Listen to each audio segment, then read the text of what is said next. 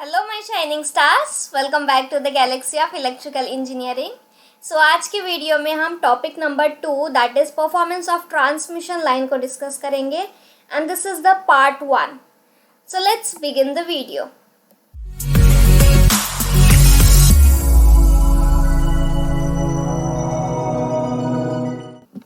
So this is our first question. Two transmission lines are connected in cascade whose ABCD parameters are this one respectively. The resultant ABCD parameters are dash.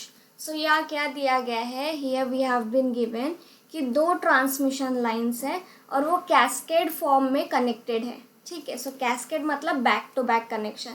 If this is one transmission line, this is line T1 and इसके बाद में second transmission line connected होंगी that is going to be T2. ठीक है. So इसके ABCD parameter different होंगे. ABCD for transmission line 1 and this is going to be ABCD for transmission line 2. So ये जो बैक टू बैक कनेक्शन किया गया है दैट मीन्स कैस्केड कनेक्शन किया गया है दो ट्रांसमिशन लाइन्स का. तो हमें यहाँ ABCD पैरामीटर्स फाइंड आउट करना है इन दोनों का रिजल्टेंट. ठीक है. सो रिजल्टेंट हम कैसे फाइंड आउट करेंगे ABCD parameters? So simply you have to write here ABCD parameter for transmission line 1. So for transmission line 1 A1 B1 C1 and D1. So this is the ABCD parameter for transmission line 1. And next one, अगर cascade connection है तो multiplication होने वाला है. ठीक है. So if there is cascade connection of two transmission line you have to multiply. So ABCD parameter for transmission line 1 is this and ABCD parameter for transmission line 2 A2 B2 C2 and D2. So this is the ABCD parameter for transmission line 2. ठीक है. जब आप इन दोनों का matrix multiplication करोगे तो आपको resultant मिलेगा and that resultant is going to be ABCD only. ABCD. So यही आपको फाइंड आउट करना है. You have to find out the resultant value. So हमें क्वेश्चन में दिया गया है A1 B1 C1 D1 that means this is for transmission line 1, this is for transmission line 1 and this is for transmission line 2. So आपको बस substitute करना होगा values को in this equation. You can consider this as equation number 1. So इस equation number 1 में जो भी question में दिया गया है ABCD पैरामीटर बस आपको सब्स्टिट्यूट करना होगा. ठीक है. So I will just substitute here. So one by one I am going to substitute A1 B1 C1 and D1. So क्या दिया गया है? A1 का वैल्यू A1 इज 1. B1 का वैल्यू कितना है? 10 at an angle of 30 degree. Next one is 0 and then we have here 1. उसके बाद में ABCD parameter for second transmission line is 1 0 0.025 at an angle of minus 30 degree and last one is 1. So this is the ABCD parameter for second transmission line. तो आपको यहाँ matrix multiplication करना है. सो आप matrix multiplication कैसे करोगे? This one, ये क्या है? फर्स्ट रो है. ठीक है. First row of first matrix को आपको मल्टीप्लाई करना होगा first column of second matrix के साथ. ठीक है. This is the matrix multiplication. So आपको 1 को 1 से मल्टीप्लाई करना होगा, फिर उसके बाद में 1 को 0.025 at an angle of minus 30 degree से मल्टीप्लाई करना होगा. So I will just write here matrix multiplication. 1 by 1 हम मल्टीप्लाई करेंगे. ठीक है. सो 1 इंटू 1 कितना होगा? 1 into 1 is 1 only. 10 at an angle of 30 into 0.025 at an angle of minus 30 degree. So आपको एडिशन करना होगा. ठीक है. दिस वन मल्टीप्लिकेशन, देन उसके बाद में we have to do addition. Plus 10 at an angle of 30 degree into 0.025 at an angle of minus 30 degree. ठीक है. इसके बाद में what we have to do, हमें फर्स्ट वाला ही रो कंसिडर करना होगा, but we have to multiply with second column. ठीक है.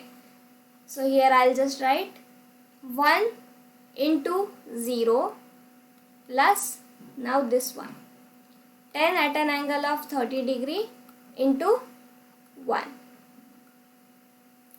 फिर उसके बाद में you have to consider now row 2.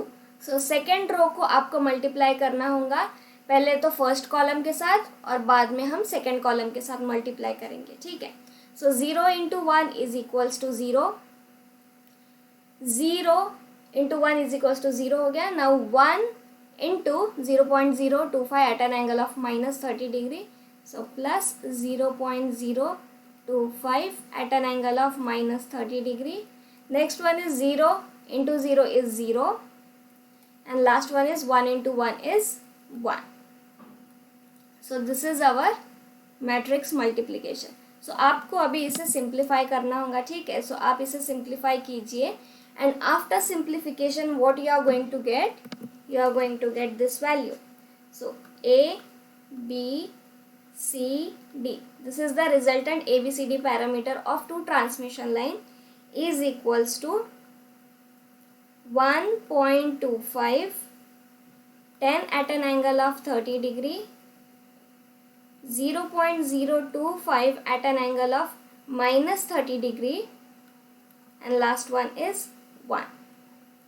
so this is the resultant ABCD parameter of two transmission line. so let's check कि किस ऑप्शन में हमें ये आंसर मिल रहा है. so it's in option number A. so option number A is only correct answer for this. ठीक है. so option number A is correct answer. ये था first method. So second method में आप क्या करोगे? You have to just do observation. ये सब था, हमने मेथड 1 से फाइंड आउट कर लिया. सो अगर मैं सेकेंड अप्रोच से बात करूँ तो क्या होने वाला है? हियर यू कैन सी कि वी हैव हियर 1 Z0 1 के फॉर्म में. ठीक है. 1 Z0 1 के फॉर्म में. सो ABCD पैरामीटर A का वैल्यू कितना है? 1 है. B का वैल्यू कितना दिया गया है? वी हैव हियर B का वैल्यू. C का value we don't have any value for C, that means 0. और D का वैल्यू वी हैव हियर 1. ठीक है. सो अगर 1Z0 के फॉर्म में आपको ABCD पैरामीटर मिल रहा है, that means this is going to be series impedance. This is going to be single series impedance. ठीक है. फर्स्ट ट्रांसमिशन लाइन क्या दिया गया है? It's a single series impedance. Now second one, यह क्या दिया गया है? 0.025 at an angle of minus 30 degree and 1. That means यहाँ Z का वैल्यू हमें 0 मिल रहा है, but we have here Y का value. So 1 0 Y admittance and here we have 1. So this is the ABCD parameter of second transmission line. So second transmission line क्या है? It's a single shunt element. ठीक है. So एक तो हमारे पास series impedance है और second one we have here shunt admittance. So इन दोनों को जब हम कैस्केड करेंगे then we can be able to find out its ABCD parameter. So अगर मैं सेकेंड मेथड से बात करूँ तो we have here 1 single impedance value. ठीक है. एक सिंगल इम्पिडेंस का वैल्यू है. This is the transmission line 1. इसे कैस्केड किया गया है सेकेंड लाइन के साथ. सो सेकेंड लाइन का कौन सा एलिमेंट प्रेजेंट है? सेकेंड लाइन का बस एक ही एलिमेंट प्रेजेंट है, that is nothing but shunt admittance. So shunt admittance Y. ठीक है. So this is the resultant of two transmission line. एक तो हमें सीरीज इम्पिडेंस मिल रहा है and second one is shunt admittance मिल रहा है. ठीक है. सो जब आप इन दोनों के रिजल्टेंट फाइंड आउट करोगे, सो इसके लिए ABCD पैरामीटर क्या आएगा? इसके लिए ABCD parameter will be 1 Z0 1 and for this ABCD parameter is going to be 1 0 Y 1. So जब आप इसे सॉल्व करेंगे ना, then you are going to get resultant value of these two cascade form. So इसका resultant हम यहाँ लिखेंगे. ठीक है. 1 Z0 1 मल्टीप्लाई विथ 1 0 y 1। सो आपको मैट्रिक्स मल्टीप्लिकेशन करना होगा, ठीक है। सो फर्स्ट रो को सेकेंड मैट्रिक्स के फर्स्ट कॉलम के साथ आपको मल्टीप्लाई करना होगा। सिमिलरली फर्स्ट रो को सेकेंड मैट्रिक्स के सेकेंड कॉलम के साथ आपको मल्टीप्लाई करना होगा। And similarly you have to go for second row first column, then again second row second column. ऐसा करते करते आपको मैट्रिक्स मल्टीप्लिकेशन करना होगा। और जब आप मैट्रिक्स मल्टीप्लिकेशन करोगे तो आपको जो रिजल्टेंट वैल्यू मिलेगा that is going to be 1 plus yz, and then we have here z, here we have y, and last one is 1। so ये होने वाला है रिजल्टेंट वैल्यू। सो आप सिंपली अगर यहाँ 1 plus yz, z और y के प्लेस में y का वैल्यू क्या दिया गया है हमारे पास, here we have y का वैल्यू, this is y, ठीक है।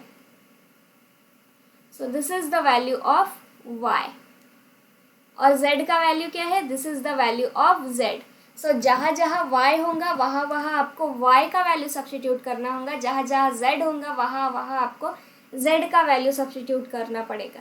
सो जब आप ये सब्स्टिट्यूट करोगे then you are going to get your result, और जो रिजल्ट आपको मिलेगा that is going to be this one only. So I hope आपको ये सेकेंड अप्रोच भी समझ में आया होगा। सो फर्स्ट अप्रोच सिंपली हम मैट्रिक्स मल्टीप्लिकेशन करेंगे, बट सेकेंड अप्रोच थोड़ा सा आपको दिमाग लगाना पड़ेगा, बिकॉज ABCD पैरामीटर को ही देख के आपको फाइंड आउट करना पड़ेगा कि कौन सा एलिमेंट कनेक्टेड किया गया है ट्रांसमिशन लाइन में। So first transmission line consist of only single impedance, only single series impedance, and second transmission line consist of only single admittance element, ठीक है। सो शंट एलिमेंट कौन सा होने वाला है, shunt element is this one and series element is this one. So this is all about our first question. So moving towards next question, चलिए देखते हैं कि नेक्स्ट क्वेश्चन कौन सा है। The charging current of a 400 kV transmission line is more than that of 220 kV line of the same length, then is it a true or false?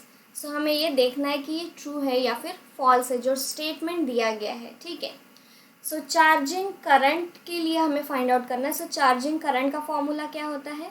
So I charging is equals to VPH by X C value, ठीक है। So this is the charging current formula. So अगर मैं यहाँ XC का value लिख लूँ, so what I am going to get, IC is equals to VPH divided by 1 by omega C. So if I have to simplify this one, so I can write here IC is equals to VPH omega C. सो आप यहाँ relation देख सकते हो कि current और voltage का relation. So IC is directly proportional to VPH. So charging current is directly proportional to phase voltage. अगर voltage ज़्यादा होगा तो आपको चार्जिंग करंट भी ज़्यादा मिलेगा, अगर चार्जिंग करंट कम होगा या फिर अगर वोल्टेज कम होगा तो आपको चार्जिंग करंट भी कम ही मिलेगा, ठीक है। So depending on the phase value you are going to get charging current value. So यहाँ क्वेश्चन में क्या दिया गया है, charging current of a 400 kV transmission line is more than that of 220 kV line. So voltage कितना दिया गया है, फर्स्ट इसमें we have here voltage 220 kV, ठीक है। उसके बाद में we have here 400 kV. So voltage क्या हो रहा है, voltage increase हो रहा है। So अगर voltage increase हो रहा है then charging current will also increase. So the charging current of 440 kV transmission line will be more than that of 220 kV line because VPH is directly proportional to charging current. So अगर voltage बढ़ेगा तो charging current भी बढ़ना ही है। सो जो true या फिर falls in दोनों में से कौन सा ऑप्शन करेक्ट है? सो इट्स अ ट्रू। सो जो स्टेटमेंट दिया गया है it's a true statement, it's a true. So I hope आपको ये समझ में आया होगा. सो moving towards next question. So this is our next question. A single phase transmission line of a impedance J.82 supplies a resistive load of 500 ampere at 300 volt. The sending end power factor is dash. So यहाँ हमें क्या दिया गया है? Here we have been given some information. Impedance का value दिया गया है, ठीक है. So Z is equals to J 0.82 and also what we have been given, supplies a resistive load of 500 ampere. So जो load दिया गया है that is resistive load only. So load is resistive load. और जो current supply हो रहा है resistive load को, उसका वैल्यू हमें दिया गया है. करंट का value is I is equals to 500 ampere. And next one we have been given here voltage value. So ये वोल्टेज वैल्यू किसका दिया गया है? हमें ये वोल्टेज वैल्यू रेजिस्टिव लोड का दिया गया है, ठीक है. So VR is equals to 300 volt. So हमें फाइंड आउट क्या करना है? We have to find out sending end power factor का value. That means phi cos phi. So cos phi का वैल्यू हमें सेंडिंग एंड पावर फैक्टर का value find out करना है. So this is what we need to find out. So हम ये कैसे find out कर सकते हैं? सबसे पहले तो आप यहाँ सर्किट डायग्राम बनाइए, इक्विवेलेंट सर्किट डायग्राम. सो जिसके हेल्प से you can be able to find out your power factor value. So series impedance है, this is series impedance. Z का वैल्यू दिया गया है J 0.82. उसके बाद में we have here resistive load. So resistive load, this is our resistive load, ठीक है, L. और रेजिस्टिव लोड के अक्रॉस में कितना वोल्टेज दिया गया है? So voltage across this resistive load is 300 volt. और जो करंट फ्लो हो रहा है that is I. So I का वैल्यू कितना दिया गया है? I is equals to 500 ampere. So what we have to find here? We have to find here cos phi of sending end, ठीक है. So sending end power factor का value find out करना है. सो आप Vs का भी value find out कर सकते हो. सो जो भी एंगल रहेगा Vs का, from that you can be able to find out power factor. So हम सबसे पहले यहाँ अप्लाई कर लेंगे KVL. सो KVL के हेल्प से हमें एक मैथमेटिकल इक्वेशन मिल जाएगा. So let's write Vs is equals to IZ plus VR, ठीक है. So this is our mathematical expression. तो आप यहाँ I का वैल्यू, Z का वैल्यू और VR का वैल्यू सब्स्टिट्यूट कीजिए. So after substitution what you are going to get? You are going to get Vs is equals to 300 plus 500 into J 0.8. So this is what you got. Now what you have to do here, यहाँ 0.8 है. So 0.8 का angle कितना आएगा? 0.8 का angle is going to be 90 degree. So 300 plus 0.8 into 500. So कितना value आने वाला है? You are going to get a value which is equals to 8 5 40, ठीक है. So you are going to get 400 at an angle of 90 degree. So 90 degree क्यों? Because we have here J. So because of that reason only here we have 90 degree. So अभी आप क्या करना, यहाँ 300 है, ठीक है. सो simply you can write here 0 degree also. So 300 at an angle of 0 degree plus 400 at an angle of 90 degree. So ऐसा आपको फेजर के फॉर्म में मिल गया है. So what you have to do here, आपको इसे रेक्टेंगुलर फॉर्म में कन्वर्ट करना होगा. So आप इसे रेक्टेंगुलर फॉर्म में कैसे कन्वर्ट करोगे? So you have to just write real term as well as imaginary term. So real term कितना मिलेगा? 300 plus 400 cos 90 degree plus imaginary term. So imaginary term यहाँ आपको मिलेगा J. साइन का टर्म आएगा, ठीक है. So before that I need to write 400 sin 90 degree, right? So here cos 90 degree का वैल्यू मिल जाएगा 0. So 300 plus j 400. तो ये तो हमें रेक्टेंगुलर फॉर्म में मिल गया. So now you have to convert this into polar form.